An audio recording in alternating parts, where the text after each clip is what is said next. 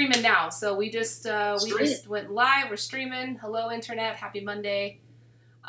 We're here, Dignified Hospitality. I have a wonderful friend that, Stefen, we haven't talked in like years, right? It has been some time. Yeah.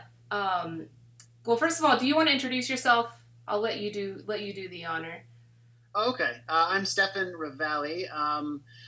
Now, I guess I can say my mission is to bring mindful practices into the service and hospitality industry, because that's where I come from, fusing that with my training as a meditation and mindfulness teacher.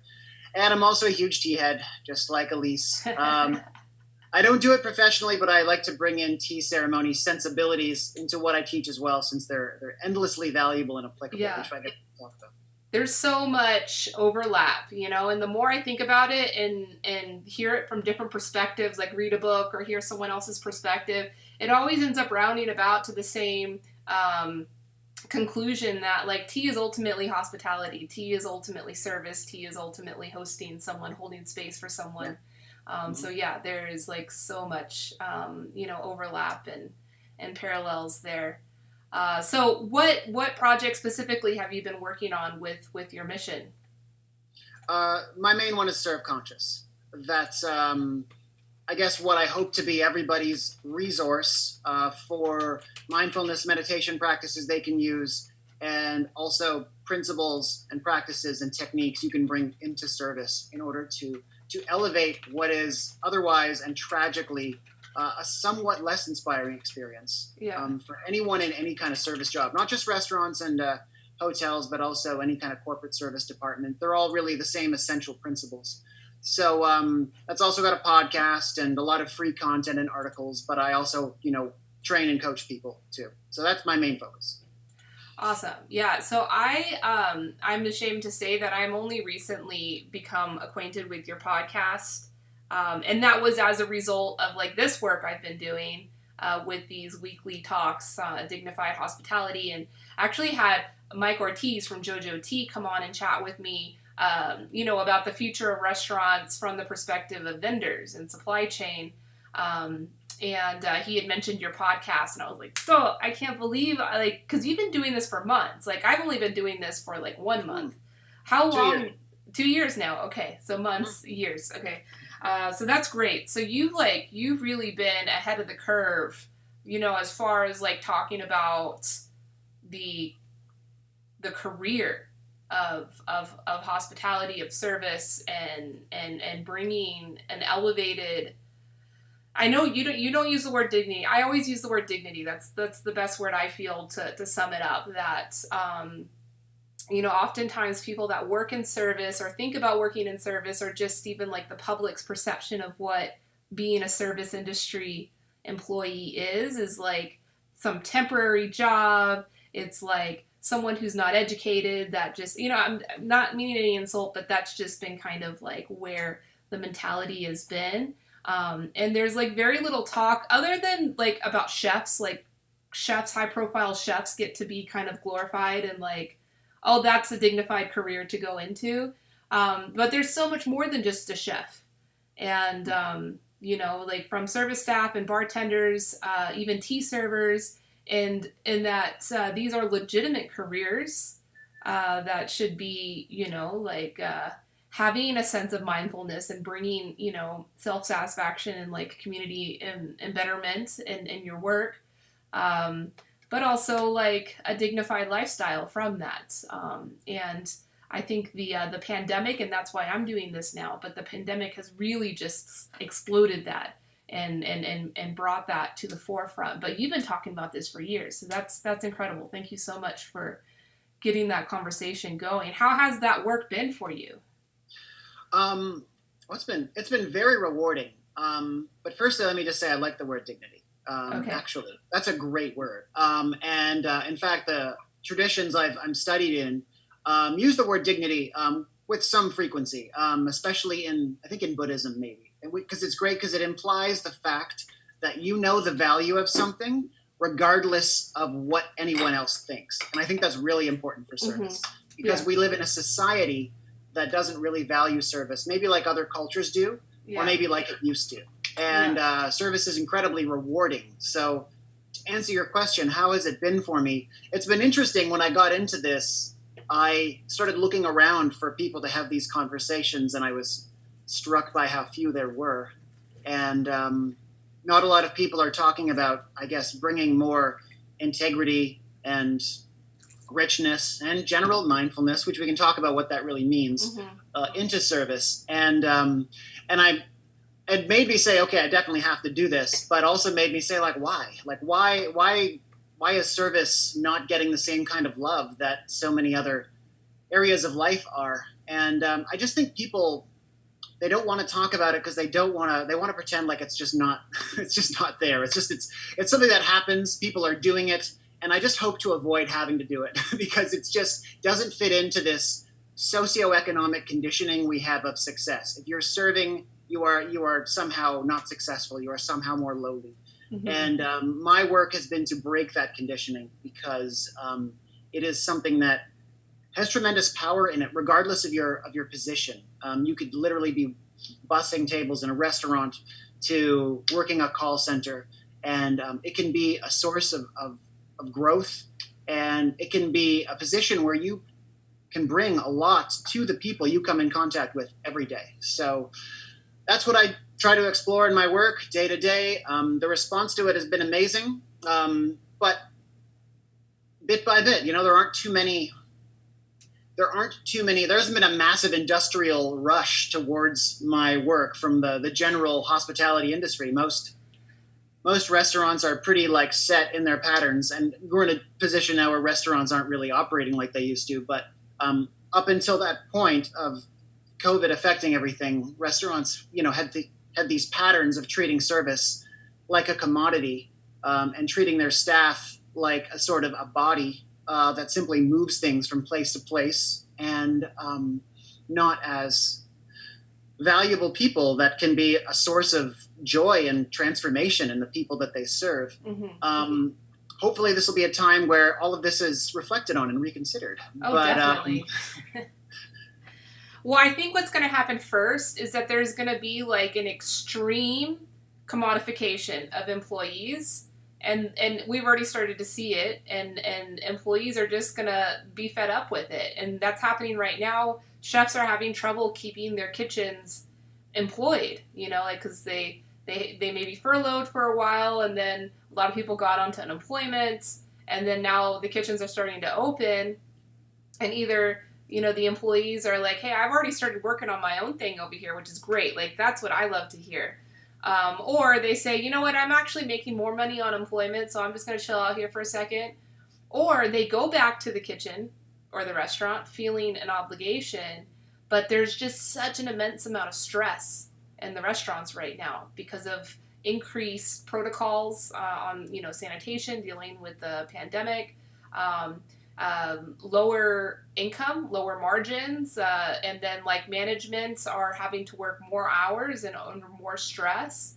So the working environments have become really extreme. And so that's like the main kind of talk on the town right now is that like kitchens are opening back up, but chefs are having trouble hiring and maintaining employees.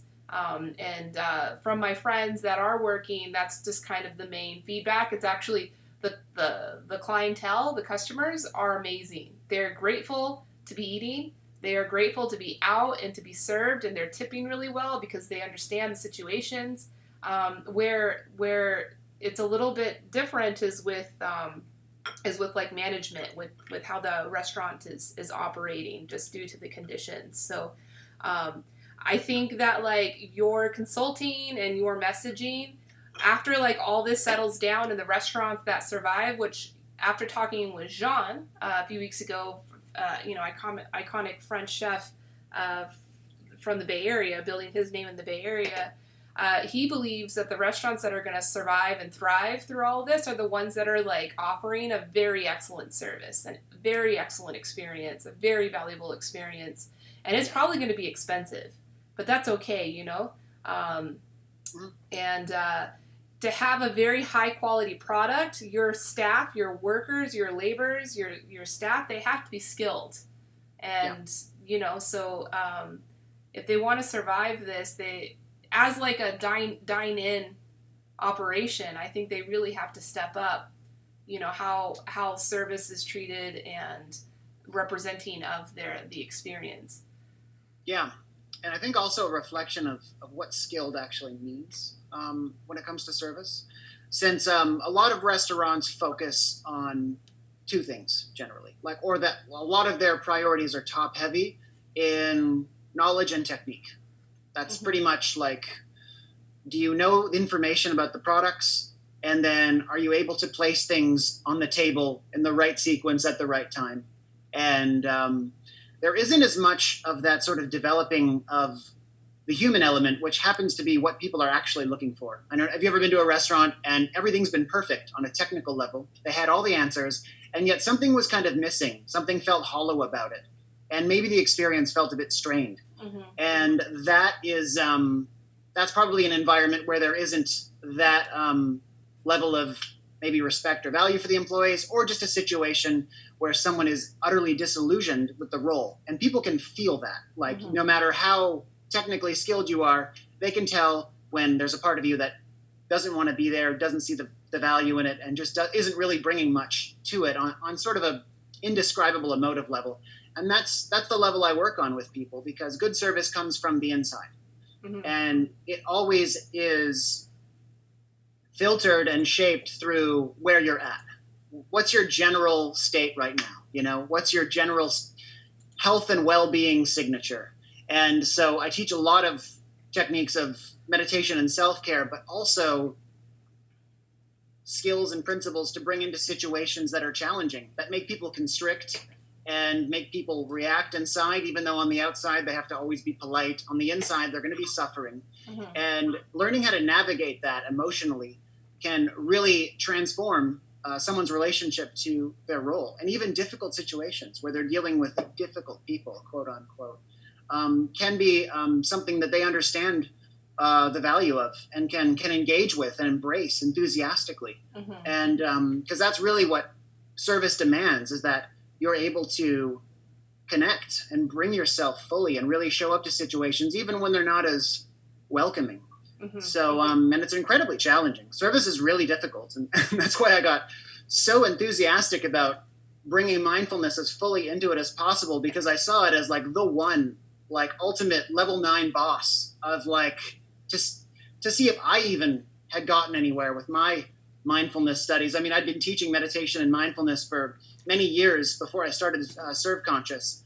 And then I got back into the restaurant industry as sort of a field test to see, what is this? What was this to me? I was a hospitality professional for over a decade before. And also, have I really learned anything? Can I come to this as like a different kind of consciousness, different kind of person? And I saw the challenges, and I saw that the love and the care that needed to be brought into these areas of my life that I didn't have. So so there is tremendous, I guess you can say, training and skill required for service people today. And certainly, especially at higher levels, I would say that's indispensable, the knowledge and the technical skill. But with that has to come a certain humanity that I think has been drained from service, either institutionally, either within the establishment, within the culture, and just generally within our own personal connection to our jobs and our lives. So it's a lot of work, sometimes reconnecting to it, but sometimes really simple things can reconnect us to it. So in your opinion, do you feel like the work of engaging someone like you in your practices is something that should be encouraged and employed by like a management team for like all of their staff? Or do you think it's something that servers should develop on their own, develop that practice on their own? Both. The first thing I do is give people their own practices and systems, because no one can depend and wait for their employers to offer that, because that's going to be slow going. And there are some mindful companies, but even so, there are limitations to how much you can really weave that into, I guess you can say, the daily operations of a restaurant, especially restaurants. There's plenty of companies that bring mindfulness and meditation into their corporate culture, And there's considerably more room for it there sometimes. The way just restaurants operate, the way that schedules work, the way the whole space is curated, it is a lot more challenging. And people have tried and found greater challenges bringing in meditation practices and other actual formal practices into the daily operations. However, within like the culture, within like the sensibilities of the company, you can weave that in. Yeah. And that goes to just the examples being set by management. And that goes, that comes with the value, the things they value. Like, what are they, during that pre-shift meeting, right? You're there and you're getting everyone ready for service. What are you talking about? And what are you not talking about? That sets a totally different tone every day. When problems occur, when employees have problems and they come to you, or when an employee is obviously maybe struggling with something, how are they actually addressed by management?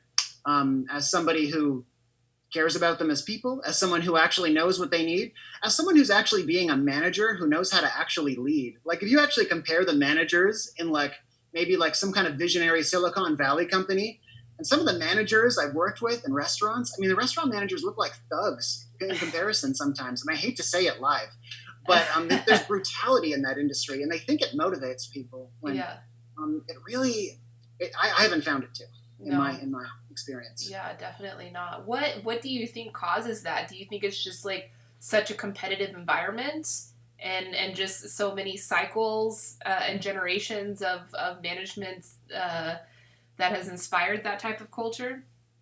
Ooh, yeah, that's a rich question. I will try to crack into it, but yeah, feel free. And if any of your guests have anything to offer, I'm curious what you think too. This is a casual conversation. You're welcome to half answer questions. We're not. But I am trying to get the tidbits of goodness. So feel free to get it out. Yeah. No, yeah. I'm just saying this with a caveat of like, I'm just only going to begin to hope to crack into it. So what I can say is probably a big contributor is, of course, there's like a generational aspect, like a legacy of like, well, okay, they came up through abusive managers. So like an abused child, they go on to be abusers. There's this sort of, this passing on of like, this is the only way and this is the only language that I know how to communicate. Sure, there's that. I think there's something very like visceral about eating and very like sensory and raw.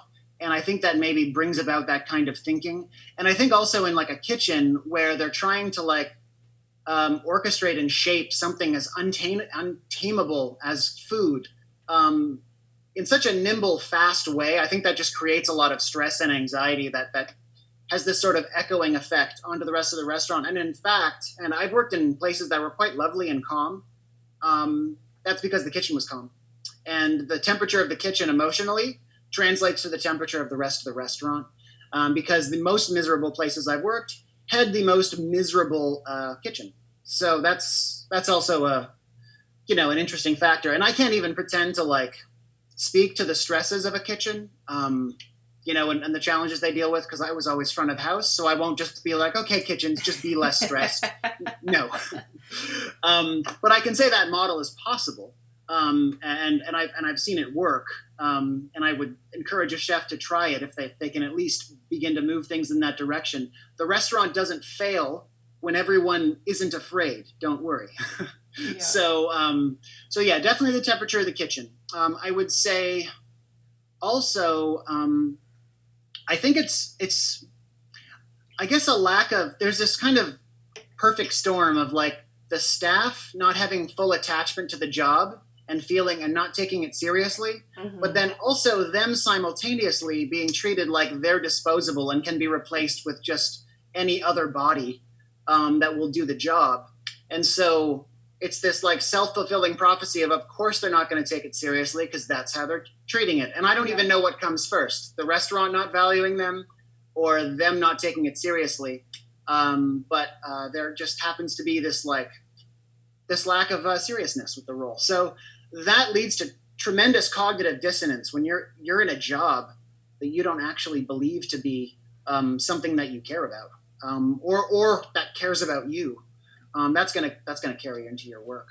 You have to shoulder a lot of other people's baggage, the people you serve. They're coming to you, and this is like maybe the first part of their day where they can actually unwind. And because maybe they've spent their whole day being exploited and abused themselves in their job, either subtly or very overtly. And so when they're doing that, they're bringing their whole legacy of stress to the table. And maybe they'll be just in a calm place where they want to just relax. But other times they just might chuck it around at everyone. And I don't really think anyone in that industry is given the tools to manage that. I mean, servers are emotional merchants. You're in the industry of emotions. You happen to be serving it contained on a plate of food and in a glass of liquid. But you're dealing with emotions, and you are also expressing and speaking through your own emotions all day. And no one's given those skills. They're just told, say this, say that, do this, do that. This goes over there. Meanwhile, you're dealing with a storm of intensity. Mm-hmm. So I think that's a huge thing. It's just like the amount of intensity people deal with and the lack of actual tools they're given to deal with it. Yeah. Yeah. I mean, I think that this is a conversation that could probably be applied to a whole bunch of different careers, not just service. Yeah. Especially around the conversation around, law enforcement right now. Because if you have empathy for the police, then you start to see, oh yeah, they're pretty overextended. No wonder they're, dealing with crazy emotions and crazy stuff and anxiety and whatnot. So, I think the same thing could be said about kitchen staff. That was one thing that Jean had said last week. That is like why he believes that his restaurant. So Jean, my friend, he started 2 restaurants in the Bay Area 18 years ago, and has since sold those restaurants. New owners, new chefs, new everything. Menu remains the same. Legacy remains the same. And I asked him like, what makes the difference of a restaurant like that, like a legacy restaurant like that, versus one. Like so many that we see rotating every 6 months, a new one rotating in. What's next?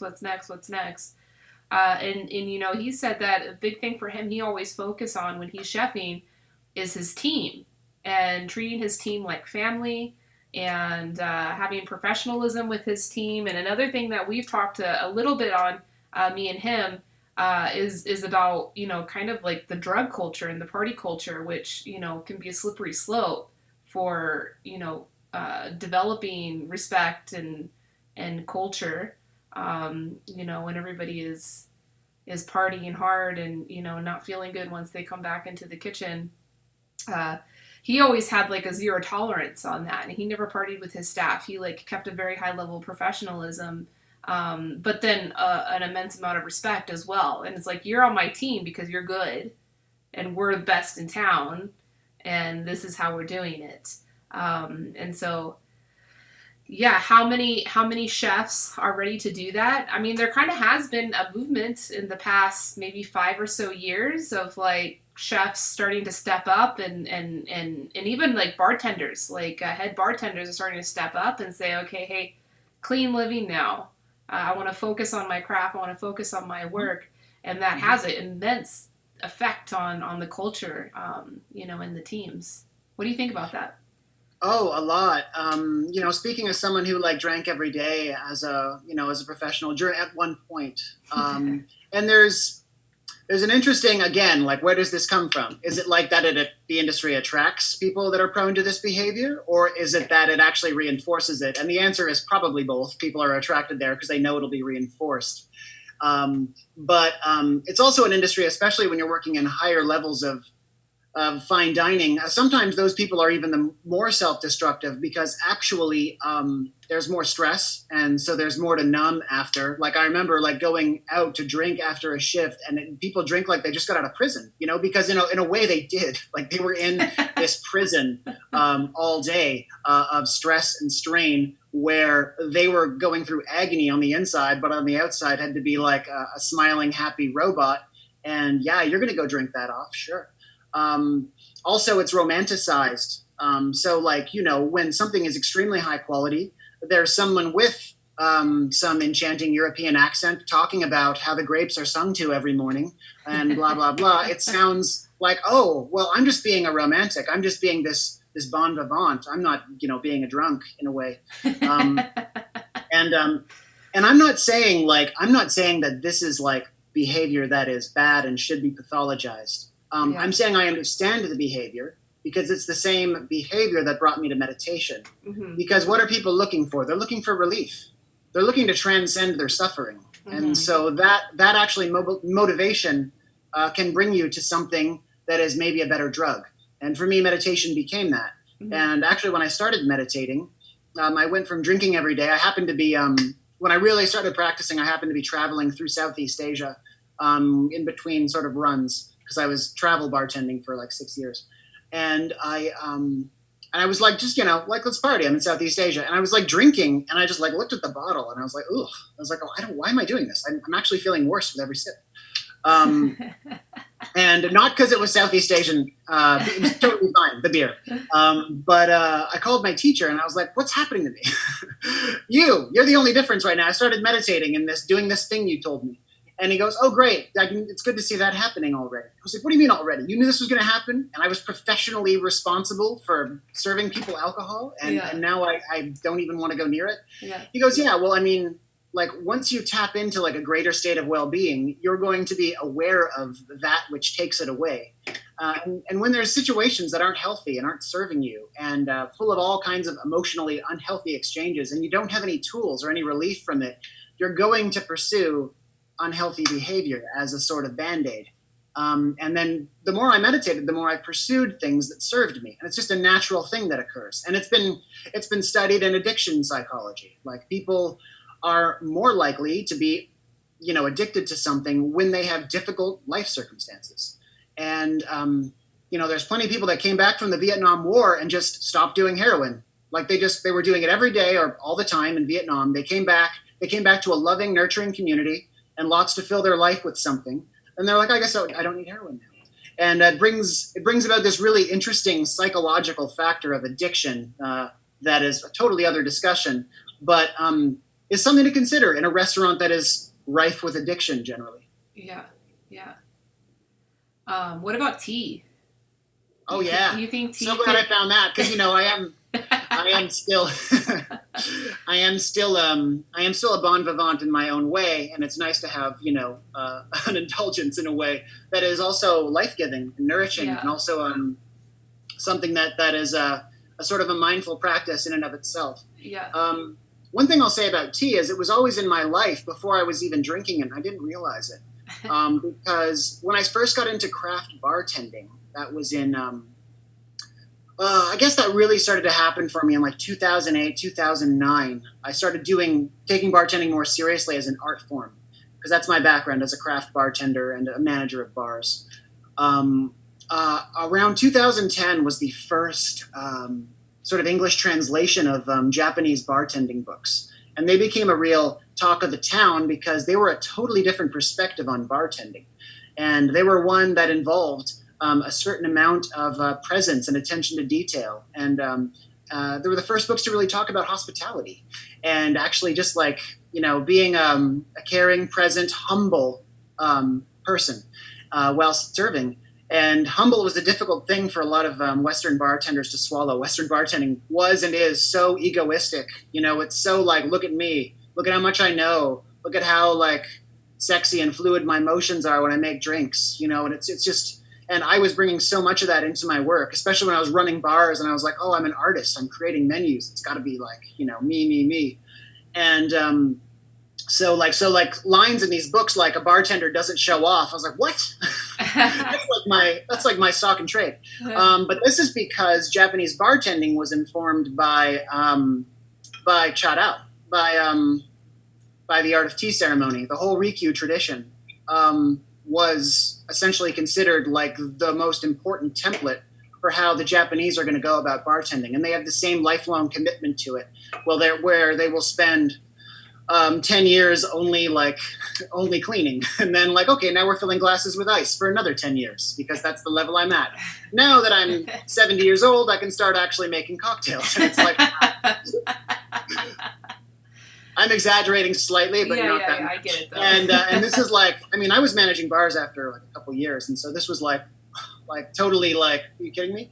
But like looking at things like that and looking at the Japanese way was really, I think, eye-opening for me. And yet I didn't know how to access it in my whole internal life and my whole life as a bartender. And so I kept kind of frowning against it. And I was also really terrible with people. I had social anxiety.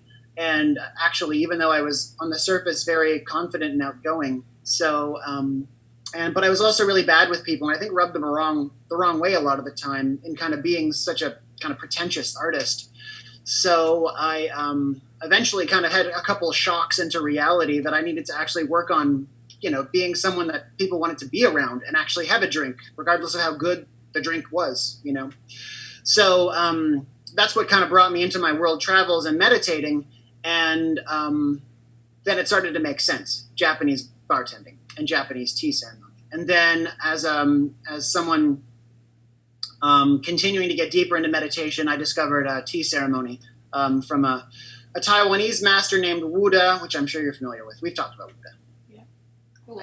Yeah.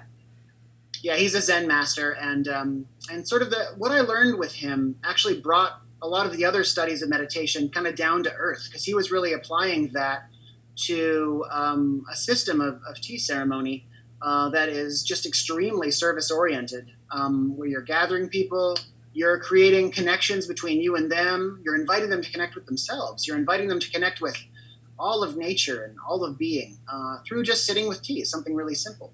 And you're always refining and mastering yourself by doing these simple things like serving tea. It's just that it's the barometer of how mindful you're being.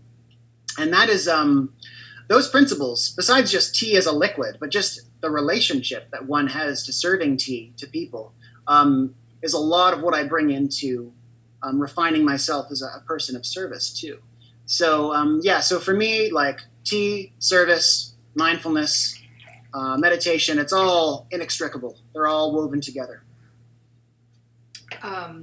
So in my last call with Jean, an idea, and I asked his feedback on this idea was high-level fine dining establishments having a parlor of sorts or a salon of sorts that's kind of a separate space than the dining space where tea service can happen. So it's kind of like this space where people can wait for their table. There is a bar in there. There's also tea tables in there. And then they can go after, to have their dessert or have tea after their meal and just kind of let digestion happen and feel good before they leave. And he thought that'd be a great idea. He had actually told me that there's some places in like France that do that and are very popular. It seems that like having something like that could be beneficial also for the staff, to have like this as a place where your staff can gather after the restaurant's closed to drink tea together and to bond together. Do restaurants have that kind of culture, or is it always just like, let's just go out and drink somewhere else? Or is there ever like a kind of space inside the restaurant itself to have community among the staff? Yeah, some do that, and I've been at places that do that.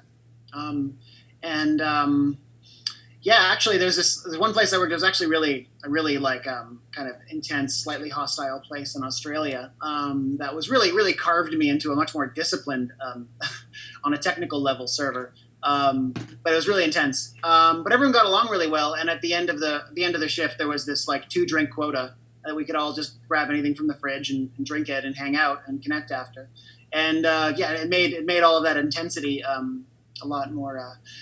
Certainly a lot more livable, and so that was really nice. And I've worked at other places that I think have that. Others don't have that policy. Others just don't want you messing up their place and would rather you go somewhere else. But I really love the idea of a space like that, people gathering and having tea after. Well, that's always a big thing with tea service and food service of like, oh, we can't have fine tea here because logistically, it's just too much of a nightmare for our servers to bring that table side or bring that to the table. And I said, well, what if the tea is stationary and the people come to the tea? So, having the tea table there. So this salon, there's a tea server that is just constantly sitting there. And when someone comes and sits with them, like they could even,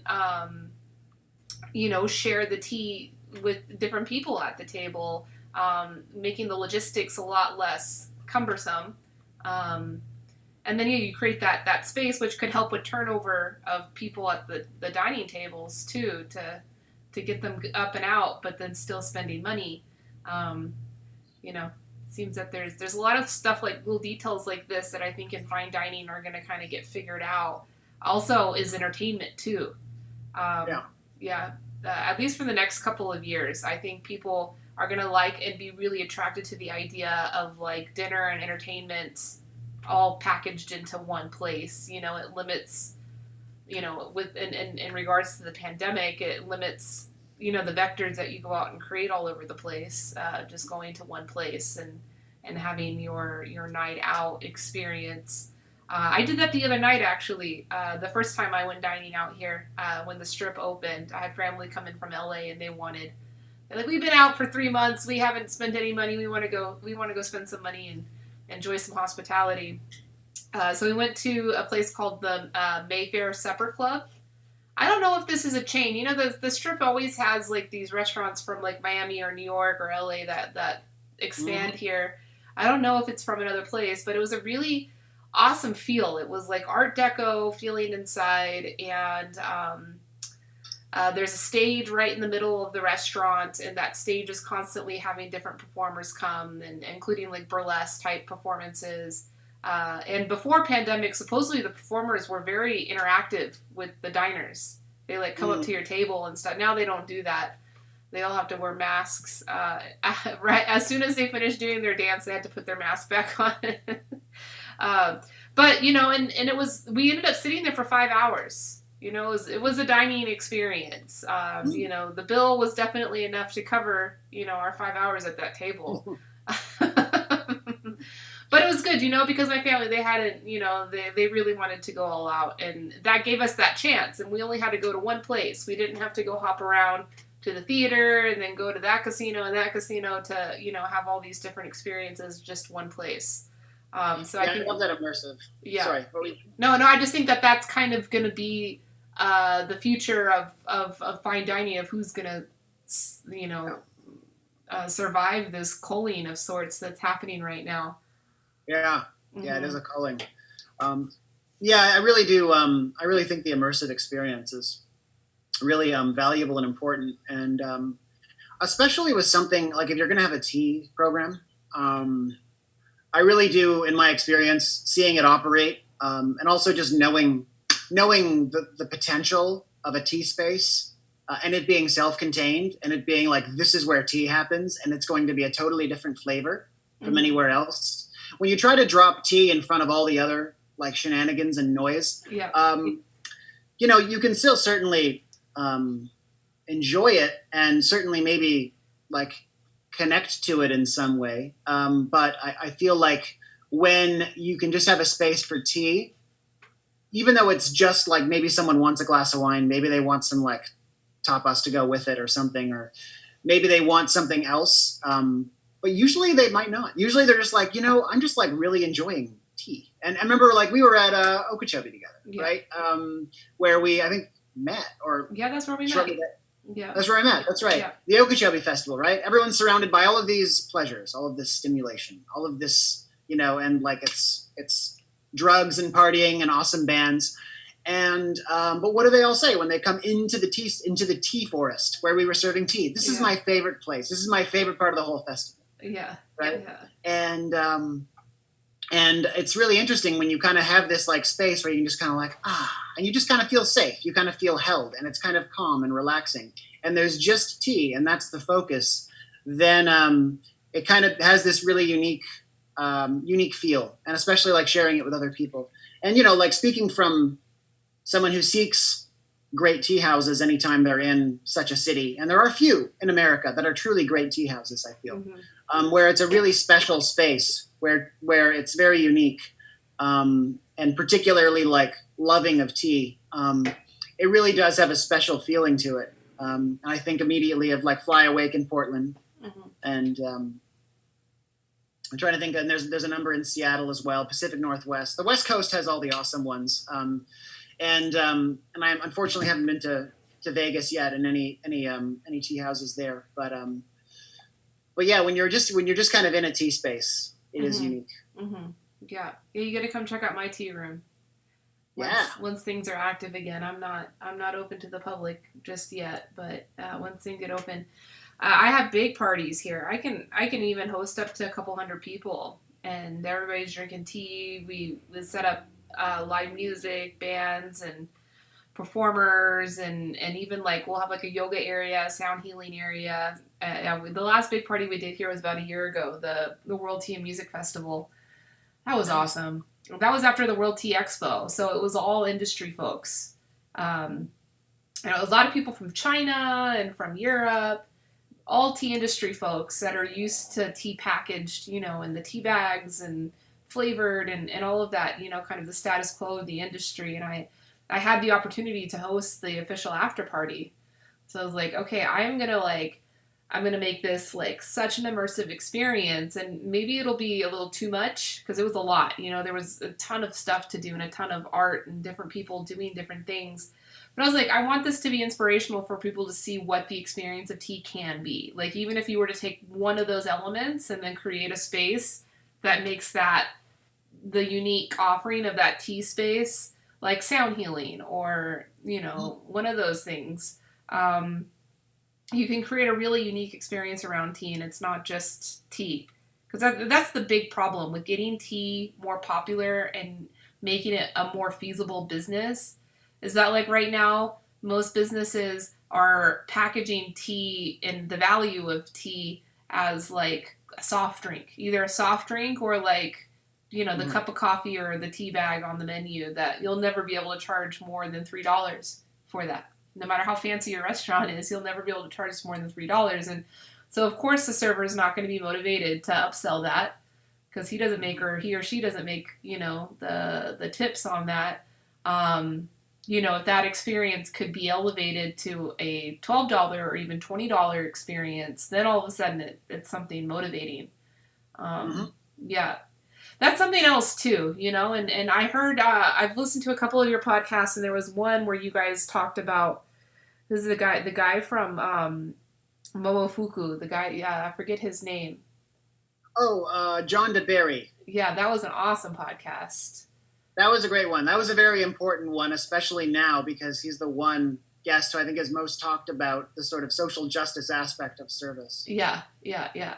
And so you guys had briefly touched on, and a lot of people, talk about it a lot, but I don't know what the solution is, but touched on, the movement of getting rid of tips and how the tipping system, it ends up affecting, the behavior of a server, right? Um, Um, right? They're gonna rather push, a bottle of wine that's gonna yield them a bigger tip than, some other experience that may actually be a better experience, but they're not going to be as rewarded, so they're not going to upsell that.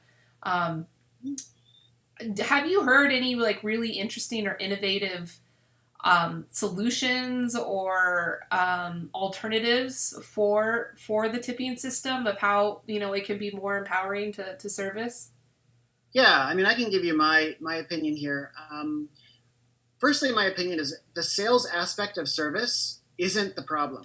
Okay. So, like, I don't think that contaminates service.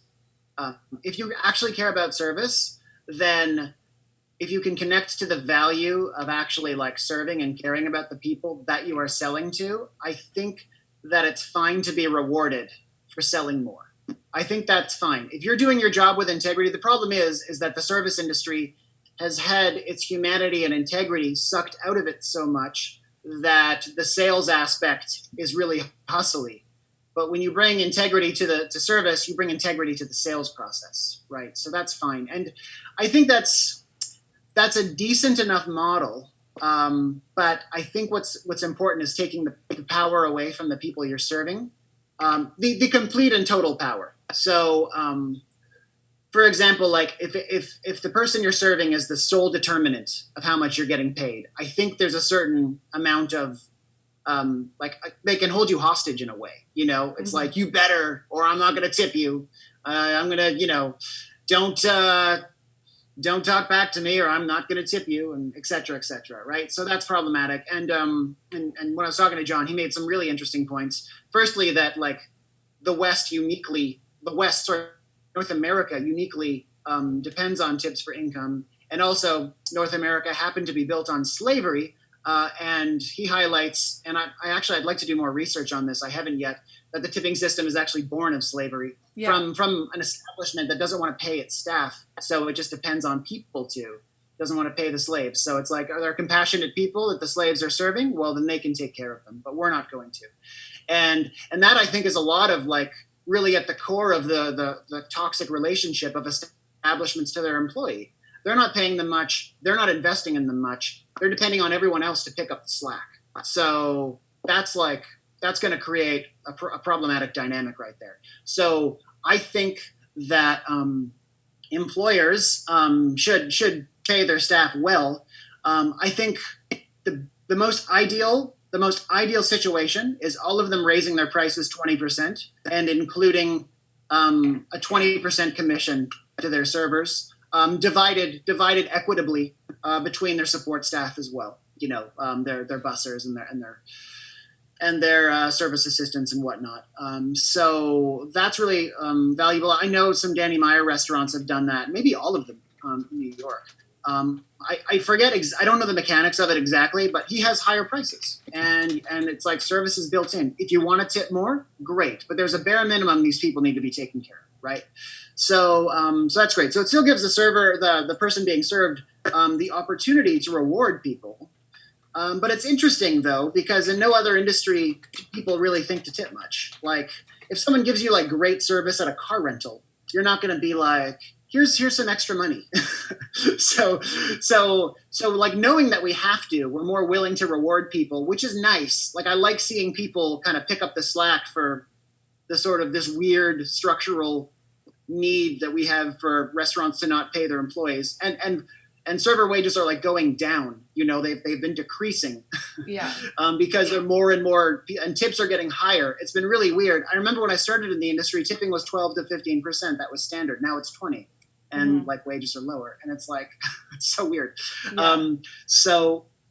So I think like that's a decent enough model. Some restaurants don't raise their prices, but they just say 20% is being added to the bill, because there's the psychology of like, okay, if you raise your prices 20%, you're going to be looked at as a place that's 20% more expensive as everywhere else, even though like people will certainly tip 20% anywhere they go. Psychologically, they don't. It's not factored into how much they're spending somehow. It's like, but this 20%, I feel like I'm just giving. I'm not spending it, so I like feel better. Mm-hmm. So there's an interesting psychology there. Mm-hmm. But do I agree that the tipping system in its current form is toxic? I do. And I do think it leads to extremely hustly behavior and exploitative behavior. But a lot of that can be tempered by, I think, bringing more dignity to the service role and being valued a lot more by your employer. And also being more like, I mean, once you really like love service and you can really kind of connect to people and see the value in what you're bringing to them, you're less likely to want to exploit them, because, I mean, you're going to want to build a relationship. Yeah. And relationships aren't built from like getting the quick, easy money in the first go around, right? Mm-hmm. There has to be trust. So my answer is multifold there. Let's start with bringing more integrity to the job, and yeah, I'd love to see it change structurally. Yeah, I'm like disappearing here into my background. Let me change the lighting. Yeah, cool.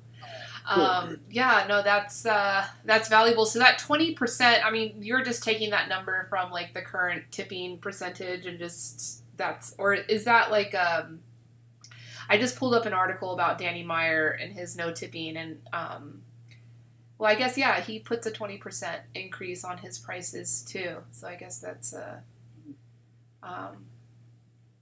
cool. Now I'll have to read this more. I think the present amount that people are tipped generally works fine for it being a decent middle class income in most places. Some places you can make even a lot more than a middle class income. Actually, I would say like these jobs can be even more I guess you can say, demanding in terms of like raw energy required than a lot of middle class jobs. But some argue that they require less skill. So maybe servers are making too much. That's the problem that a lot of people have with flipping a lot. Servers make too much. But if they, I guess they knew the trials and tribulations like of the grind of serving, then they wouldn't think that. Like no one that's ever served thinks that servers are making too much. Like if some lawyer is telling me like I don't legally have to tip, so I won't because I think you make too much. Some guy making like $300 an hour to fill out paperwork. I'm going to say like, okay, but obviously you've never served. And if I were to say that, I don't. But if I were to say that, they probably would admit that they haven't served. They've never done that work. Yeah. And I really do feel like there are tremendous skills that take a lifelong to build, though you don't need university degrees to do it in a way that is, fully realized of what the role can bring people. And the actual, like, I guess you can say like management of people skills and everything that comes in. It takes a long time to really become skilled at it. And I think those servers should be rewarded for their commitment. And so I rarely think servers get paid too much. Yeah. What about like skill building, not just technical skill in the job itself, but like personal skill building and personal career building and like financial intelligence. So like, yeah, maybe 1 year business is great and you're making a lot of money.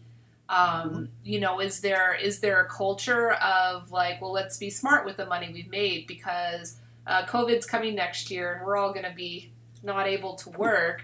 You know what I mean? Like I felt like that happened a lot with my service industry friends. Like last year when I was talking to them at this time, they were making great money and they were very comfortable and very good. And then, a week into pandemic, it's like, oh my gosh, what am I going to do? I can't survive this. And, most other careers, like proper careers, people plan for things. People have like savings and they have retirement plans and they have, like infrastructure along with the dignity of their career that I don't know if I've seen too much with the service industry. Do you think that there is potential for that? Yeah, there is potential for that. To the degree that it can be effectively like woven into like the workplace culture, I wonder. But interestingly, though, now that like a lot of like purchases are on credit cards now, like a disproportionate amount compared to maybe like a decade ago, restaurants are more likely to actually like include that on a paycheck that you have to declare as taxes. And I think once you're in the tax system, I think you're more likely to be like, okay, well, I'm a member of society. Like, how do I actually like manage my equity? And maybe, and since I can actually buy a house, since I actually have income on the books, maybe I can do that. And so it might get people thinking more like, as like people that can have structured lives, perhaps. Because I noticed a difference in how I was thinking about my income when it was actually put on a paycheck that was automatically taxed, rather than just seeing how much I can hide from the government. So that can change things. Now, in terms of like managing personal finances, if that's your question, I don't know how much that can be. I don't know. Do any like industries actually teach their employees like personal financial management? So I don't think it's a teaching type of a thing. I think if it's more of like what comes along with the dignity of having a career. Like if you have a career, then you're putting money away every month, and it's not your choice. Most companies you go to, they make you do that. They give you the health insurance, and they say, oh, this is a benefit. Like this is your salary you're making. This is a benefit. Why don't they just give all of this in the form of salary and say, okay, you're responsible for your own insurance. You're responsible for your own stuff. Like your employer of a career, typically in our culture, will handle that stuff for you. And because I remember when I was young, just out of college, I had a full-time job, and I remember having to have a seat with the HR department, and they told me about all my benefits and my retirement accounts and everything. And that was very educating for me because I was still young and not know anything about money, and I got like a crash course in that. I don't now because I'm an entrepreneur. And I have friends that are like lifetime servers, and that's a career, but it's still like not considered a career. And you go out and go drinking with them at the bar, and like someone says, oh, you never did anything with your life, you're still just a server, and it's like, well, that's kind of messed up. You know what I mean? Yeah, and I don't think that we can depend on other people hopefully like looking at serving as a real job, but like when you really show up to it as something that you say, like, this is an art and a path for me, and this is something that I really think is important, giving good service, and I think it has a lot of power and potential, then people are less likely to look at you like, oh, poor you, you're kind of lost. People are looked at as kind of lost if they bring a lost mentality to what they do, I would say. And I would say there's still plenty of like social conditioning to push against, because when I was a bartender and I very obviously took it seriously, people struggled to adjust to that. Like, wow, you're actually treating this like a career. Like, how is that working for you? Yeah. And and a chef somehow can be looked at like that, because it's like, oh, this is like a craft, Yeah. So yes, this is a career. It's you're making something with your hands. And then bartending has that element in it, and so now it's kind of more, it can be looked at as a career. And then you can very quickly graduate to managing and running bars, and you're like, you're now, this is a legitimate profession. Serving, unfortunately, just kind of seems like, because it just seems like it's just service, quote unquote. People are less likely to view it as that. But when you get into higher and higher levels of fine dining, and the amount of skill and knowledge required, then I guess it's more likely to be looked at as a career, as it does like in Europe. Even not so high levels of fine dining there is considered a valuable career. But to your question, Go ahead, Stefen. I'll introduce you to Adam in a second. Go ahead, finish your answer. So to your question, yeah, I think people are more likely to view it as something that counts. I think also when they're not just like scrabbling for whatever kind of income they can get from an employer that doesn't really value them, and it's kind of like you feel like you're a longshoreman sometimes. I'm thinking like that like Marlon Brando movie, On the Waterfront, like, sorry, no work today, no one gets paid, and you're like, oh, this isn't really like I can't really, I'm just living like day to day. And sometimes you can feel like that even if you're making $70,000 a year, because of a certain relationship you have to the job and to yourself doing the job. So I guess making it like I guess you can say like, oh, this is a structured life where I should be responsible, can happen from the inside when you have a more integral relationship to the job. Yeah.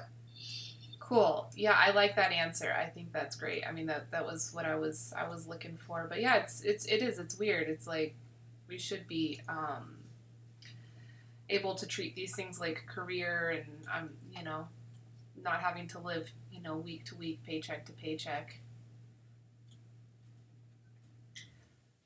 So yeah, Adam just joined us. He is cool. He is a T friend, and he's come on and had a couple of chats with me. I'm going to unmute him now. Mm-hmm. Cool. He has a experience in hospitality as well, and he's come on to a couple of these talks. Hi, Adam. Hi, Elise. How you doing? I'm doing all right. Staying safe?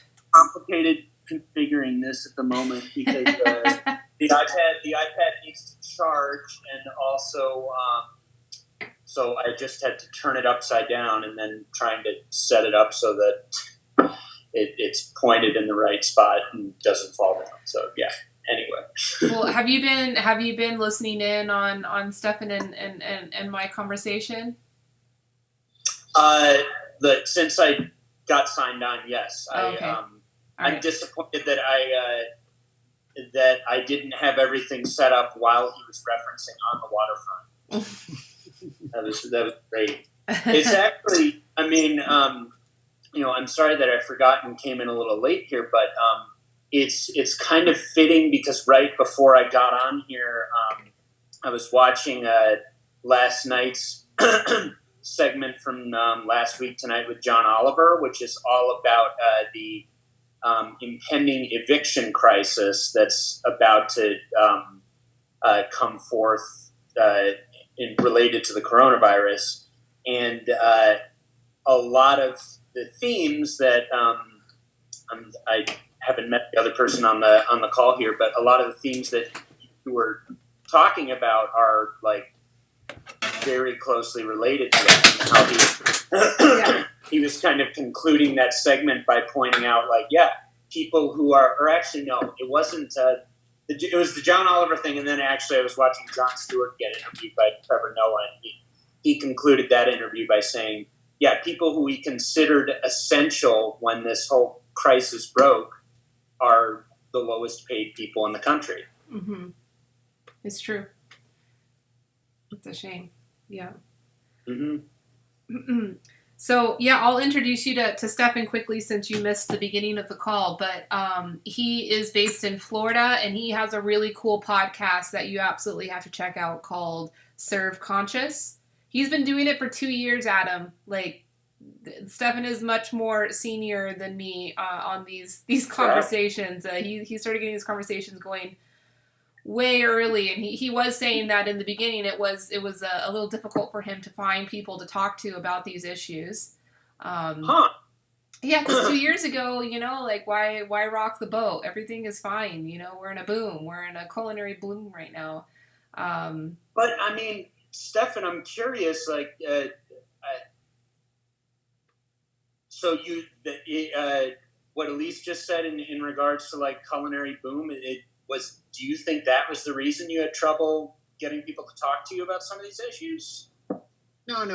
My podcast, it's kind of a whole educational project and also service for people and organizations that teaches mindful service. So conversations around like the possibility and the power of service to be something that is life-giving, something that is inspiring, not something that's like deadening and depletes us and dehumanizes us as it is kind of viewed in our culture.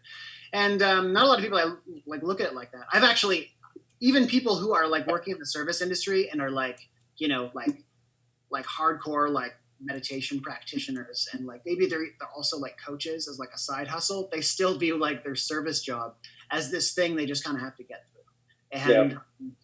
And I can't look at service like that because I just think that's a unique cultural conditioning, and also like a industrialization of it in modern society has reduced service to that when, in Japanese culture and Indian culture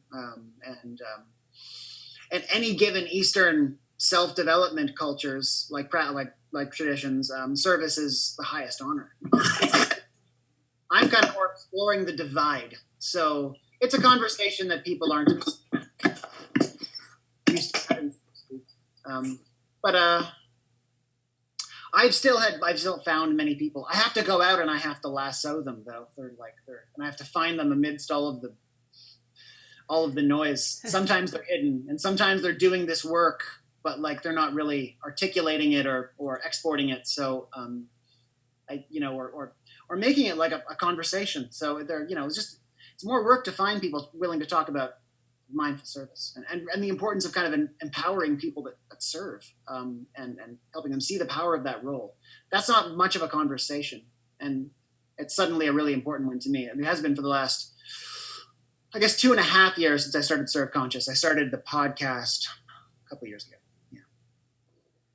Well, I think that this is going to be an important thing for everybody very soon when people are having trouble keeping their kitchens staffed and their servers happy. They're going to start digging around, and your podcast and all your work is going to be the first stuff to show up. So I hope people find you and seek out your service and inspiration, because it's important. Thanks. Yeah, I still have something to talk about, because people that only talk about restaurants and I guess food and what's hip now and what's happening now don't have as much to talk about. But for me, service is always happening. Like the essence of service can always be explored in your own life. So that's what I'm looking at now. So I still have plenty of conversations to be had. So how do you define mindful service? Mindful service is the kind of service where you're always looking to improve how aware you are of what's happening, what this person needs, what's happening in you, maybe like what you need, what obstacles are occurring to me, like really showing up. Service is like an active, it's a path and like a crucible for to grow and become more inspired, more connected to yourself, more connected to people. And there's a whole constellation of practices and principles that you can fold in to kind of make that a path for you. But it generally is a relationship to service that is the same kind of relationship somebody would have if they're maybe learning a martial art or learning archery. How deeper can your awareness be of how to refine yourself and how to refine your experience of serving, and it can go deep and it can become lifelong, and it just brings a lot more integrity to service, where it's not just this disposable thing that we hope to get out of the way so we can then get out of that horrible lowly role and do something that's really valuable. It's all there. It's the kind of service where you can see the nectar and the richness right there without needing more. Even though I do tell people that it's not the be all end all. If service is just something you're doing while you're in law school, then this is how you can actually get something from it, rather than just be like, ugh, like I hope to be done with it soon. What do you think of that, Adam?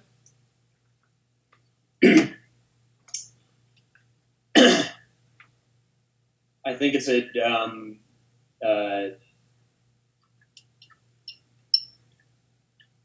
refreshing and distinctive take on the concept of serving, and I think, and I mean, I'd be curious to hear more of how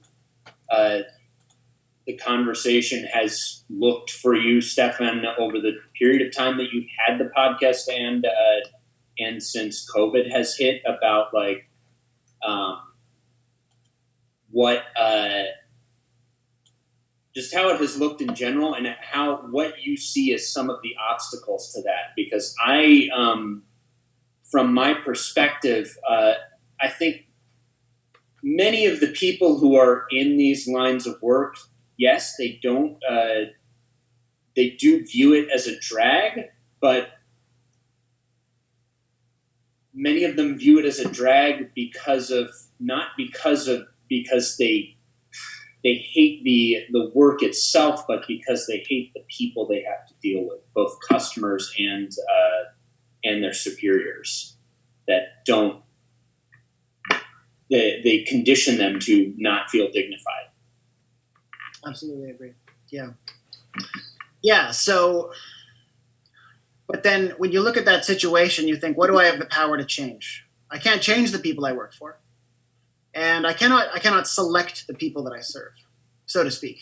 Eventually, maybe you can get to a point where you can. And, and I looked at that over a decade of being in the service industry, and seeing that I don't necessarily have a choice in the matter, just sluice opens and out comes the people you have to serve. You certainly have a choice of job, let's say. If a place has a toxic culture, you can leave. It's actually one of the easiest industries just to pack up and take flight. And I always recommend people do that as well, rather than just seeing how stoic you can be and how much hardship you can survive. But coming from my own practices of meditation and self-development, and exploring how possible it is to experience a person that's being difficult, and actually not experience them as difficult. I know that's possible, because that's what the entire trajectory of Buddhist and yogic practices are exploring and have proven is possible. And of course we can still be triggered and frustrated and depleted by people. But when you give yourself more resources and more tools and more awareness and more self-care, what was oppressive before, what was depleting you before, is simply a challenge that's like sometimes a tremendous challenge, but other times isn't nearly the challenge that it was. I mean, like I think about when I was first starting out. Somebody spoke down to me, it was crushing. But then, with greater meditation, greater respect for myself and the work I do, it was much easier it could still feel painful, but much easier for me to look at that as actual potential fuel to learn and grow and become stronger. And also as a doorway into connecting to the person. I use one of my most favorite frameworks to use when navigating service work is nonviolent communication, which is titled in a very deceiving way. It's a mindful communication technique. And basically, if someone's charged and they're hostile and they're taking it out on you, it has nothing to do with you because you just met them and they've had a whole legacy of pain and tragedy leading up to that point. So if you can immediately recognize that it's not about you, then there's no reason for you to consider yourself a victim of it. What you are getting is a sort of like a baby crying. They're not hostile to you. They are expressing that they have needs. They are expressing that they have something unmet in them, some kind of pain that needs healing. And they're actually inviting you to potentially see what you can do for that. And when you don't make it so personal, and you actually look at it as I've been invited to be compassionate and be part of a healing process in some subtle way. You're not going to be woo-woo about it. What shall I heal within you? Can I balance your No, it's what do you need right now? And when you make the conversation about that and not just constricting inside and feeling I must stick with the script, must maintain a demure demeanor and get battered by this person. And you actually can meet that and engage with it. It can bring tremendous relief to them and to yourself. And you'll be proud. You'll be dignified. You'll be pleased with your ability to participate in helping with someone with their suffering just by showing up and not actually developing defenses around it. So these kinds of opportunities are there, and I think of that Zen parable, around tea ceremony, one encounter, one opportunity. That means any encounter, not just the ones that are just the most potentially delicious to you. That means the challenging ones. And the challenging ones can often be more rewarding. But most of the time people, trundle through a service gig like a victim, getting knocked around by everyone else's reactivity, when in fact you can be much bigger than that. Very optimistic mindset. I know that I am a work in progress with all of this, and I know that not everyone is willing and able to go fully on this journey. But I've seen and I know that transformation is possible once you begin to just simply give yourself the resources to do it. And I guess who don't give themselves resources. Sorry. One point I would make, which is somewhat of a counterpoint that I would make.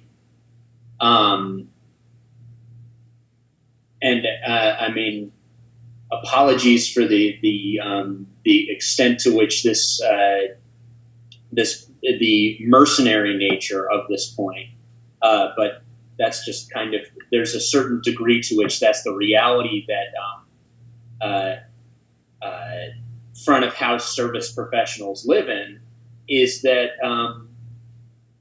I think. So I've been back and forth in front of house service roles for quite a while. Most recently, I was a server at a couple of establishments in San Juan, Puerto Rico, and I went into that the first one with, I think, a better attitude than I've had in the past, and I was rewarded for that in many ways. And I really tried to put my head down and just focus on work and not act self-righteous or anything like that, and be patient with as patient with customers as I could. And everything can seem like it's going great, and you can be so patient and in a good place until you see the tip line. And in my experience, Puerto Ricans are not very good tippers, unfortunately. And I just saw a meme that a friend posted, something along the lines of, seriously, y'all are tipping poorly in the middle of a pandemic, and being difficult customers in the middle of a pandemic, and then not even tipping well. And I said, and I'm thinking, yeah, I could totally see that with and this is a friend in Puerto Rico, one of my former colleagues. I'm thinking I can totally see so many of these customers doing that. And then switch over to the next establishment where I was working there, same owner, and I was running the wine program, and I did get a share of the tips, but generally I just had a better hourly wage. So suddenly I wasn't having to think about that as much, and that I found that useful. Yeah, and actually we can deepen this point we were talking about, because before you got online, Elise and I were talking about the problematic nature of how volatile the compensation structure is of service work, particularly in North America. This is unique to North America because of a lot of factors. I've heard the tipping system here comes from slavery. Since everything was built in slavery, restaurants were staffed by slaves, and a lot of restaurants didn't want to pay their enslaved workers, so they depended on everyone else too. So that kind of makes it unique to North America. If you know more about this, I'd love to go deeper into it. This is what I heard once. I think I've heard that before. So I don't know that I know more about it, but that history sounds familiar. I don't think it's entirely unique to North America the concept of tipping. I do think it's been in other places, but it has certainly it has survived here and is more entrenched here, and the history of it being associated with slavery can explain quite a bit of that.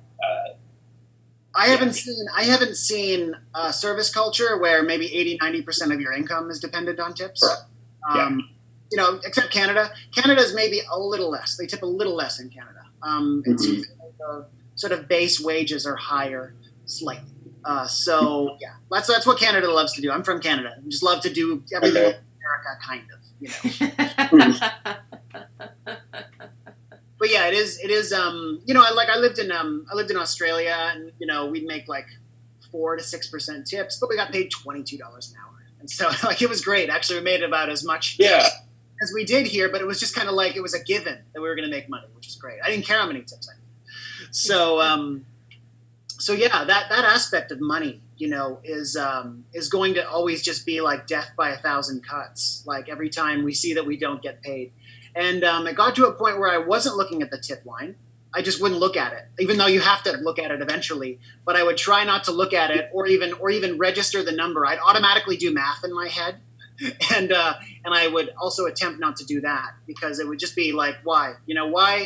Why make it this like emotional roller where someone tips you and you're happy, and someone doesn't tip you and you're sad, and then someone tips you well and you're happy, and it's just like it's this silly game we're playing up and down, especially when before COVID, maybe outside of maybe certain tipping cultures within America and its protectorates, it would all even out. At the end of the day, you'd still make maybe on average 20%. Like someone tips you 12%, but there was that guy that tipped 30%, and that makes up for it. Guy or girl, sorry. Girls can One thing that I appreciated about my last couple positions with that restaurant group, and I still don't.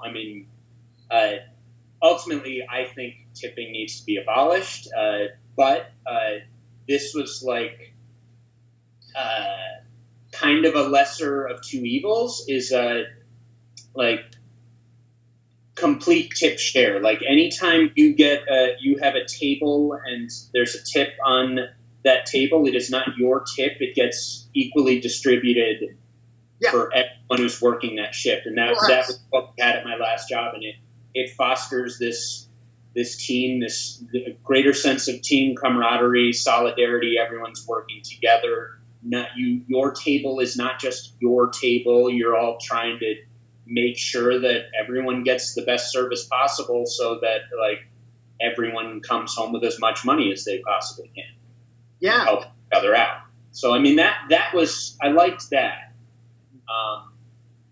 I mean, and people who don't like that situation, it's like pretty quickly it becomes clear that they're not a good fit for the establishment, because they're kind of like pushing back on what everyone else is like working together to make work. Yeah. So. It's so nice to hear that you actually saw it create a better work culture, because I've seen the same thing, and I wondered if that was true, like across, many different contexts. If you can have a pool house, and it would always lead to more team integration, and so that's nice to see. Yeah, we liked it too. It won't always, but in my experience, it did. At least for me, and at least with the team that I worked on. Yeah, and it does especially work in smaller teams, where you kind of feel a sense of like closeness and trust. It's as teams get bigger, there's much less trust of the totality of the collective, and there's more likely to be a rotten apple in the batch that everyone resents, because they feel that they're just like propping up as they slack off. I had an experience of this in a very small team, and it was great. It helped. I just think like the tipping system also furthers American hyper individualism of just like it's I'm in it for myself. I just need to get by. Look out for number one, and when you have a pool house, servers are more likely to help each other out, and they're more likely to do so without feeling like I'm being charitable right now. No, I'm just doing it because that's what you do, like to actually be part of a community, So that's a helpful I think making better out of a bad situation. But I agree with you that the whole tipping system needs total revisement. I do believe in being rewarded for selling more. That's fine in any sales position. Have it be commission based rather than tip based.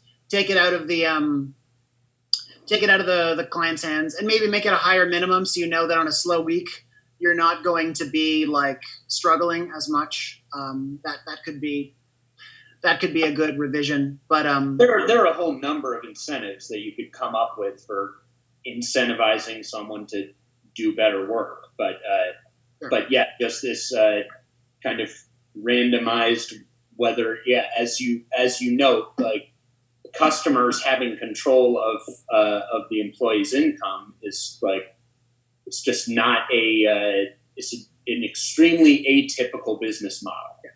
It creates a slavery dynamic where they're holding you hostage essentially, and saying like, you don't get paid if you don't please me, if you don't actually cater to my caprice right now. Like you actually are going to suffer. And like pick an industry where you could like actually like not like what it, like you call a call center. And it's like, did you like the service? No, don't pay them. Like you can't do that. Yeah.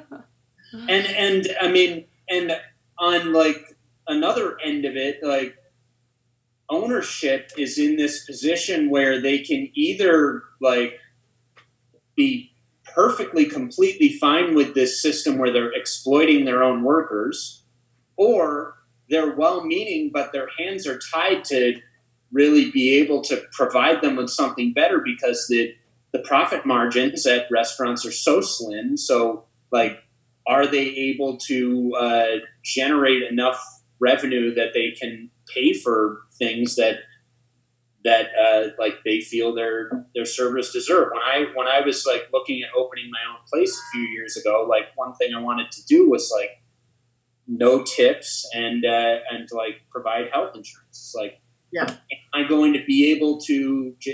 I mean, with the concept that I had in mind, it was going to be enough trouble generating enough revenue to actually like turn a profit in the first place. And then I'm trying to add these additional costs that like places that do turn plenty of profit are supposedly barely able to provide.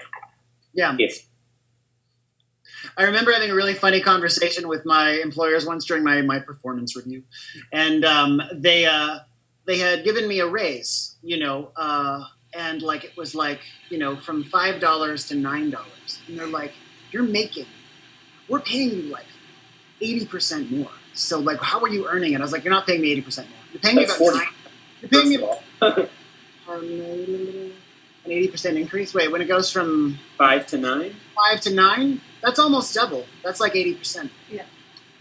I guess. Yeah. I'm thinking of it like a markup, like that's like a 40% markup. Yeah. Go ahead. Let's call it an 80% raise. So to them, it sounded a lot, but in fact, it was like a 10% raise because that's not that they, for them, that's a huge deal to give me an extra $4.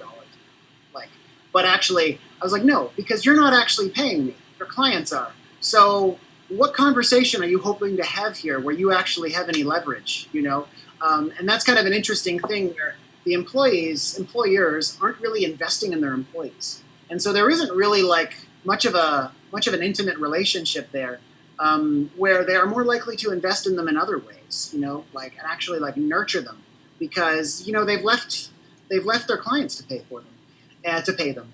And, which is interesting because if there was no tipping and they were deciding the wages of their servers, they probably would be lower than what servers make presently making tips, which is also problematic, which means human beings, when they don't have to, are more likely to reward somebody that gives them good service than the actual employer of those people who depend on them to actually create the entire emotional temperature of the restaurant. But this is literally the product, the experiential product of the restaurant, the humanity of the restaurant, are not likely to pay them. And in fact, probably just love paying them less and less. Like, what's the minimum wage in certain southern states? Like $1.90 an hour. Employers love that. Yeah, leave. You don't like it, leave. Who cares? I don't need you. I don't pay you. I don't need you. So it's well, and they like that too because the convenience and the lack of complication in writing their paychecks, because so many of them end up with $0 paychecks, and it's easier for the ownership to like account for their taxes when they are not required to like throw any money at the employees.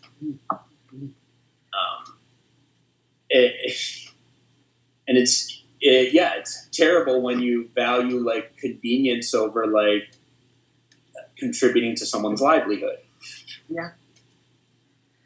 So we've spent pretty much this whole conversation up to now very good talking points on how restaurant management and ownership can better empower their workers and service staff.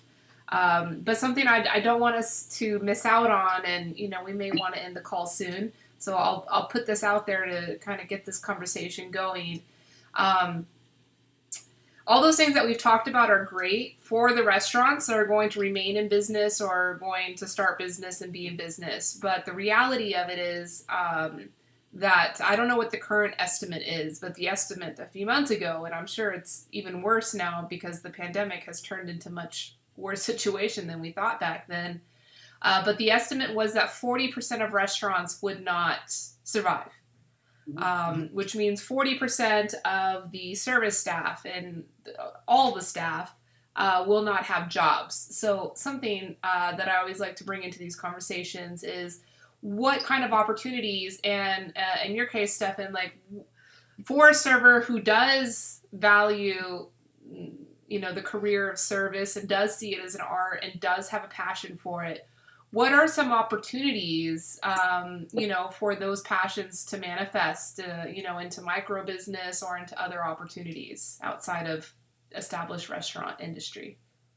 Yeah, I would like to start by saying that I think there's what'll often hold people back is this sort of this limited identity they've formed around themselves as service people, where they've been doing a job that isn't really skilled and doesn't really have much cachet on a resume. And so they don't like, what do I have to offer the world besides, being a conveyance of food and drink? But in fact, this whole time, whether you realize it or not, and later in life, people often realize this, you've been developing really, really powerfully useful skills serving. And that's why service for me, it was such an important kind of a field test of mindful practices, because you're involved in such important work. And that is knowing how to navigate human need, right? Someone is coming to you with needs, and how do you actually meet them? And how do you meet them skillfully and gracefully? And when you have the ability to kind of tune into, listen to, and satisfy needs, that is a very powerful translatable skill into other avenues of life. And I would say that a lot of the people that listen to my podcast or follow my work are not actually in restaurants. They're just they're like, maybe they have a Reiki business. Maybe they're a nurse in a hospital. Maybe their job doesn't have the word service in it, but like they're a bank teller. And they say that the things I'm talking about are things that would greatly elevate not only their experience of their job, but their effectiveness at it. So when you actually do service, and you think like how to be of service and how to do it in a way that's mindful and elevating, then it greatly increases your own power and fulfillment in your job. So take that, translate it into literally anything. What specific things? I guess we can start to talk about some ideas and some tips. Did you guys have anything to offer there first before I run away with the script? I would like to add, first of all, I think Stefen kind of put it in a very, I think you hit the nail on the head in a very eloquent way. And if I would, I would add just kind of in the using more of the buzzwords that one might use in a job interview. First of all, bottom line is like, if you're transitioning from like that line of work to something else, I think the bottom line is the sky's the limit, because if you're in that line of work, the skills that you develop are the ability to think on your feet constantly, the ability to problem solve on the spot, the ability to work very hard, long hours. When you are working in that line of work, it is demanding on you mentally and physically, a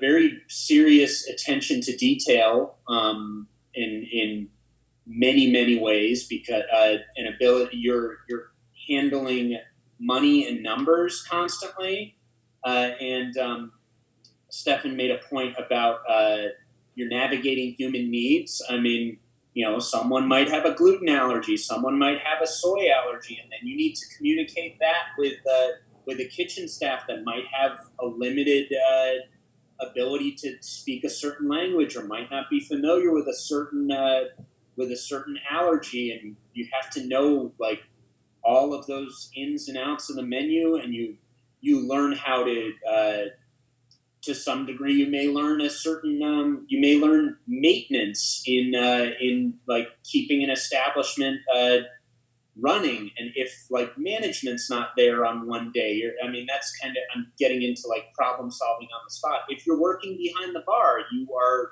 learning to like create things that are a work of art of sorts.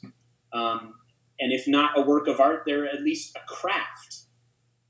So you're developing creativity, endurance, you're using your brain, your body. There's a whole slew of skills that could apply to any job, whether it's like in a completely independent entrepreneurial pursuit, or working in a bank, a bank teller.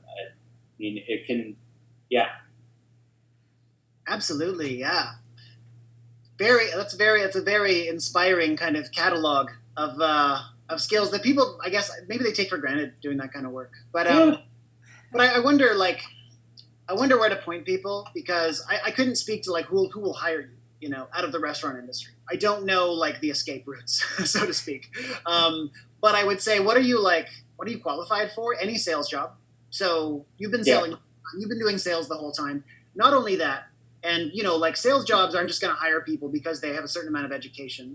They hire people based on how much verve and moxie are you bringing to the interview, and if you kind of can propose and also bring to your job the same amount of hustle you bring on a busy Saturday night, you will crush any sales job. I mean, you will do fantastic at it. Given the amount of that combined with your ability to relationship develop, which is uniquely prioritized in hospitality, of creating like a safe, nurturing environment. If you're doing it right, if you're not just processing people, if you really are somebody that wants someone to feel good and comfortable where they're eating and drinking, bring that into sales, and you will be a cut above for sure. So any given sales job, and that's like working for somebody, right? There's plenty of other jobs where you're working for somebody where these skills can map on.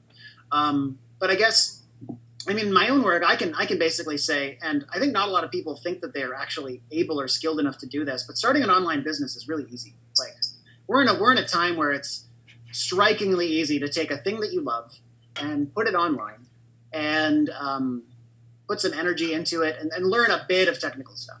Take a business course. Take an inexpensive online business course by a well-established thought leader that's good at getting everyday people started with online businesses. And you can turn something you love into a business without any business savvy at all. You've already developed service and sales skills, and you know how to actually show care to the people and actually serve your market. And actually any of these business people that are teaching like how to actually start an online business and like get into a market and establish yourself, what they're saying is they're saying serve them. Like actually find out what they need and be extremely giving to them. And you already know how to do that, like really, really well. That's like a second nature to you if you are a hospitality person. So I would say like start exploring that. I couldn't exactly say where. I don't know what you do and what you love and what you're passionate about. It could even be something food and beverage oriented. Who knows? But whatever that is, whatever that thread is that really kind of lights you up, just start pulling on it and seeing where it leads you. And you'll find that you don't need to be Gary Vaynerchuk to start an online business. You just like literally just start clicking and you'll be amazed at how easy it is to actually actualize. This is incredible. This actually wasn't the direction that I thought that it would go into, but it's inspiring because it's real, you know. And I think actually something that could be composed sooner rather than later is like a guidebook for the service industry exit. You know, here are some talking points for your resume. I mean, how intimidating it must be if you have an entire career of hospitality and now I've got to make a resume for a sales job I've never done before.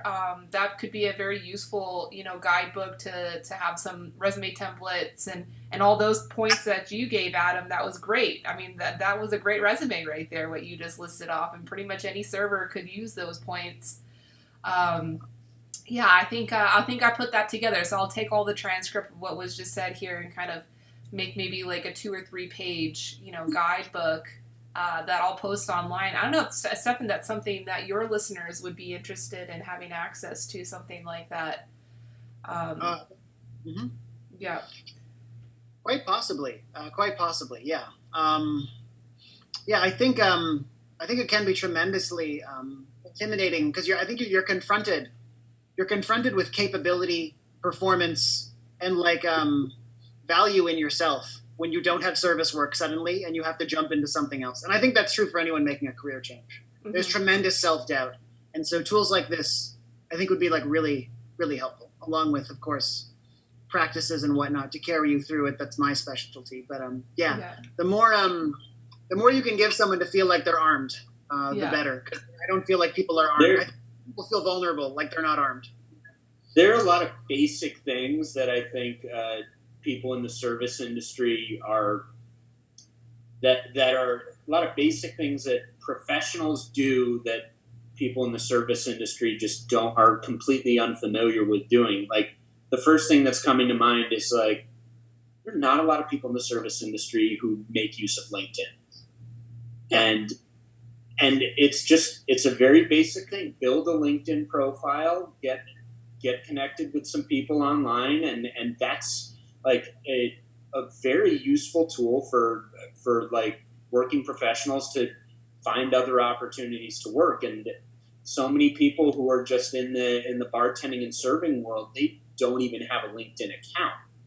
It's so it's like things like that. Like in this guide, if you were to put together something like that, Elise, like they're just like easy hacks that I think could arm many of these service professionals to make a transition that they don't even think about.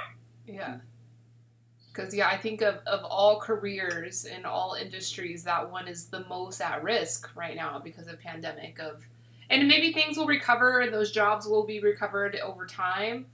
But I don't think so, too, because it was really oversaturated. That was something that was agreed upon even before pandemic, was that, the restaurant industry was oversaturated and there was going to be a culling anyway. Now it's just going to be even more extreme. And I've always been thinking about in the perspective of like how could we empower these newly unemployed people, to continue working in food service and serving food. And many of them will, and many of them may become entrepreneurial and may figure out a way, and that's where I get really enthusiastic about like street food and like really like low overhead, high value food experiences. But another big portion of that new community of unemployed people is new careers, new pathways, and there's a challenge there of taking that on. So I appreciate you guys taking the conversation in that direction, because I had never even thought about that perspective, but that one's like probably even more important and more urgent to address than kind of this pipe dream that I have, that people in hospitality could find other more low risk ways of continuing their career in food. Yeah, without having to drive an Uber, but do that if you have to, Yeah. And, just get by and honor that fear. And actually, I want to go back to what you were saying, Adam, about kind of looking at like when you look at like the tip line and you're struck by like ugh, and you're like immediately like resentful and feeling unrewarded. I think that is something to honor, and just say like let's just honor this fact that I need to feel secure and that I can get by, and that I can support myself. And everyone has these really fundamental needs in life, and there is an opportunity though to go farther than that and run away into like total anxiety and paranoia, of potentially like starving to death. And before I thought that was fake, like before I thought like someone doesn't get tipped well, there's this basic like mammalian thing where like you're getting like your some of the carcass pulled away from you, right? It's like, oh, I can't eat, but you'll still get by ultimately. But now we're in a legitimate place where we can't get by, and maybe you're feeling a lot of fear, and I still think that this fear is a lot more real, and honoring it and kind of bringing awareness to it, and just say like, I'm a human and I have this need to survive.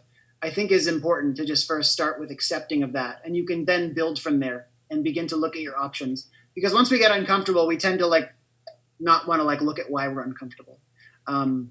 And just kind of like maybe do something to make us feel better. But I think right now it's important to really just feel this fear and anxiety, and kind of move into it as a way that can potentially push us into new possibilities rather than just kind of freeze us in place. Because some people are freezing in place, and I've heard of this happening. They're just like, I don't want to feel this. I'm just going to play video games all day. No, like go towards this fear and anger. And see where I can take you. Yeah, well, because the unemployment bonus is going to be ending relatively soon, with end of July. As of right now, it might get extended, which would be nice. But even with an extension, there is going to be an end to it at some point. And I'm seeing that with a lot of my friends. I don't understand it. I'm like, even with the tea business, right? So my tea business pretty much just dropped at the beginning of this pandemic, and it really hasn't picked up. And so, like, I've taken it as a sign that I've got to work extra hard to, like, innovate and create new things. Like, and that's why I'm doing things like this, to keep myself relevant, to keep myself connected, and to keep things going. But I have some friends that are just completely comfortable with not doing anything and not worrying about it. I would be so worried, not just about the money, but just about, the future and my energy investments and the value. Maybe you can't create value right now, but you can potentially create value and manifest that value to be created. So yeah, I want to encourage people and inspire people to want to do that and not just rely on, well, my job will come back when this pandemic's over and I'll go back. And it's like, yeah, well, maybe there's going to be less jobs. There's going to be more competition for them. They're going to be paid less. So I heard that's one thing that's happening is the people going back to kitchens now are actually getting paid less. And the chefs are telling them, all right, well, you accept this or don't. I'll just hire someone else. And so that's why there is kind of a workforce issue in restaurants right now, even at, not full opening. I just want to see people with dignity, be it in the restaurant industry or not, however they pursue their life. Yeah, chefs are really, I don't have it's not my realm of expertise. But I know that chefs really have always been getting screwed. The amount that they work for that kind of money is just it's criminal, actually. Mm-hmm. But they're kind of following a carrot of professional growth and to potentially having their own kitchen. But what they have to crawl through is unbelievable. And now in this industry, if a restaurant doesn't pay you, the clientele will. But if you're a chef, the restaurant doesn't pay you, you are screwed in a way. Yeah. So yeah, I feel for chefs and anybody really. I think it's just also good. I'm hesitating to use that word. A valuable time to reflect too, because servers will do nothing but complain about their jobs and act like that's they're imprisoned in them. I call it obligation consciousness. It's obligation mentality. You actually you feel like you're chained to it, like you have no other options, when in fact you have infinite options. This is just simply the choice you made based on the consequences you foresaw. And but everyone's like, no, I have to get by. I don't have a choice. And I hate it. It sucks. And now that they're out of work, they're kind of sad. And it's but I thought you hated your job. Now it's gone. Wouldn't you be happy? The paradox you're describing is on a more micro level. If you're working a server job day in and day out, is there's always at least one, usually more people on a given shift who I'm trying to remember the exact way to describe this. It's such a drag to come in. They want to get done with, and they want to be the first one to get cut to go home with their shift. But then they're constantly complaining about how little money they have. Yeah. And it's you get a shift. If you need the money, you should want to stay there as long as you possibly can and rake in as much cash as you possibly can. You don't want to be the first one to go home. Mm-hmm. You're going to make less money if you're the first one to go home. Mm-hmm. It's very common among servers. They don't want, many of them, they just don't want to be there. They want to work as few hours as possible. But the moment they show up, they're wanting to make as much money as it's this dichotomy of I need money. I want to make as much money as possible. But I don't want to be here and work. Mm-hmm. Yeah. So now when you remove the opportunity to work entirely, it can certainly bring a certain amount of gratitude and appreciation that it was there in the first place, for sure. Exactly. That's a good place to start, okay, so I can now be grateful for work and I can now be grateful for these opportunities and not be resentful of them, because that's utterly pointless to be resentful of any situation you're in. That's the situation you're in. Claim it, own it, see what you can do with it to make it your own. Mm-hmm. And so now people are in a situation that, they do have to claim and own, or they're not going to get by. And so this is really good territory. And I'm feeling the same pressure. I have to monetize more than I was planning, because before, hospitality was there as a very cozy little subsidy to everything I was doing. I could certainly do a lot of giving away of work and content. And now I've got to monetize a little more. Mm-hmm. In an industry that doesn't exist now. But so there's, but this pressure is potentially valuable. So yeah, it's that willingness to just go at least on the other side of resenting it, like resenting the situation. Go into something else, into more like readiness and acceptance of it. Cool. Well, hey guys, we've been going at it for 2 hours now. I think we've had a very productive conversation. I truly appreciate Stefen. Thank you so much for coming on, and I'm going to continue to share the link to your podcast. Make sure that people listen to it, as well as like are aware of your services. You know, so as this conversation does start to formalize, and restaurants and service providers are truly seeking out help, you know, you're going to be the first person that I'm going to recommend for them to engage with, because yeah, all the points that you speak on, I know they don't come from the same intention of like why I'm speaking on them, but they're so parallel with each other, you know, like bringing dignity and finding your own mindfulness and your own purpose are like hand in hand, you know. So Absolutely. Yeah, and Adam, thank you so much for always bringing such good insight and personal experience and stories with this conversation. Of course. Yeah. My pleasure. Yeah, so I do these talks on Mondays. I took last Monday off because I was, you know, I did a little vacation. I finally did it. You know, I've done over 100 of these videos, so I needed a little vacation. Good for you. Yeah, I went camping. I went to the mountains, which actually were on fire yesterday, so I'm glad I got that out of the way. But yeah, every Monday I do these 2 p.m. Pacific, and if you guys have any ideas of other voices or perspectives to bring into this conversation, I'd love to hear from you. Yeah, Stefen, I've shared your link. Do you want to give any other contact details or information before we sign out? You sent a link to the homepage. Yes. Great. You can email me as well at. Should I just put my email in here? Yeah. Well, yeah. Go ahead, and then I'll put it into the. I'll put it into. Email me too, and because I like hearing from people and kind of what they're struggling with, and just generally connecting. So you can also write me anytime, any questions you have. That's a good way to find me. And I have been nurturing my LinkedIn profile, so LinkedIn is probably where I am most. Funny enough. Yeah. You. If you're running an online business, the kind of work that you're doing, I would be very surprised if you weren't nurturing your LinkedIn profile.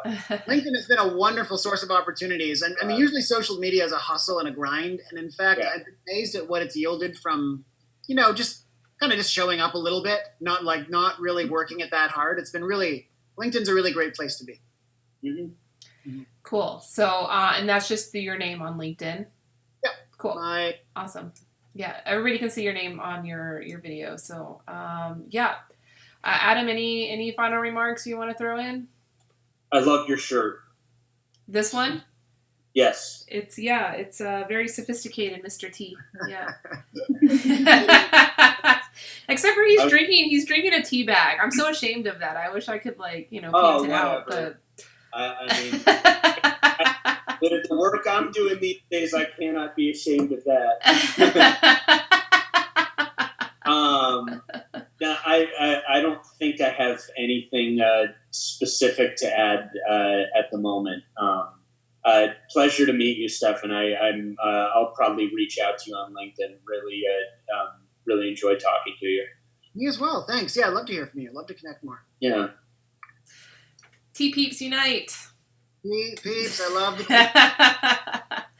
All right, guys. Have a great rest of your week, and I'll see you soon. All right. Thank you. Bye-bye.